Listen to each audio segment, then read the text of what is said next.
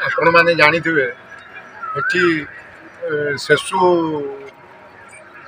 चली 2020 मसीह टाटा आसी दीर्घ दिन मान सेसु अमल 2000 माने 8 मसीह लोक ये कम कर आम दाबी रखीचु मिनिमम गोटे ठिका कर्मचारी 20,000 ऊर्ध किभली भाव में पाइबे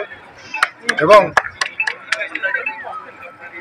जो कर्मचारी 5 वर्ष ऊर्ध ये रही आम राज्य सरकार पाखे नवेदन करुँ टाटा पावर को पाखे नवेदन करुँ किभली भाव में रेगुलर करा आपण जरिया गवर्नमेंट को मु नवेदन करुँ। प्रति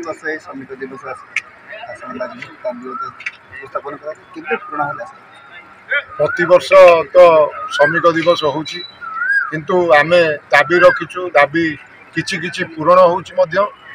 खाली पूरण होनी बोली आमे कहि परिबानी काइना आमे बहुत कम स्वल्प दरमा रे एठी काम करथिले एबे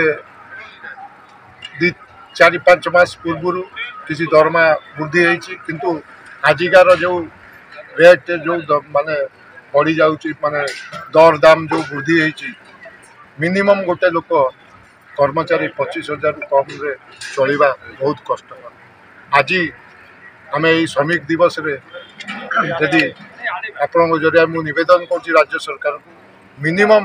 गोटे कर्मचारी 20,000 ऊर्ध पाइबा दरकार से माने से निवेदन जो करुच्ची यदि राज्य सरकार एक माने स्वीकृति दियंती ताले आज श्रमिक दिवस रे श्रेष्ठ सम्मान श्रमिक प्रति। भीमसेन भूया चीफ एडवाइजर ठिका कर्मचारी संघ केन्द्रापड़ा। मु प्रथमे आज ये विश्व श्रमिक दिवस अवसर रे समस्त श्रमिक भाई मानक मोर शुभकामना शुभेच्छा एवं ताको परिवार वर्ग मध्य शुभकामना और शुभेच्छा जनाऊँ। आमर जो ठिका श्रमिक संघ एठी तैयारी कराई 8 वर्ष है चली आम श्रमिक मानकर जो अभाव असुविधा एवं तांकर जो दुख दुर्दशा दूर करने आम दिन राति चेष्टा करुचु। आमर जो दाबी गुड़िक अच्छी सरकार निकट में एवं आमर जे मालिक जे एम्प्लॉयर तांको पाखरे जे दाबी होची आमर ठिका श्रमिक समस्त ठिका श्रमिक केन्द्रापड़ा जिलार समस्त को परमानेंट करा जाऊ तांको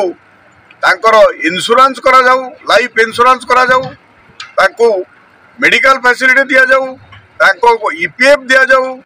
26 दिन बदल रे तांको 30 दिन मजूरी दिया जाऊ एवं एसबू करने आमे आमर जे एम्प्लॉयर जे अपन टाटा पावर एवं आमर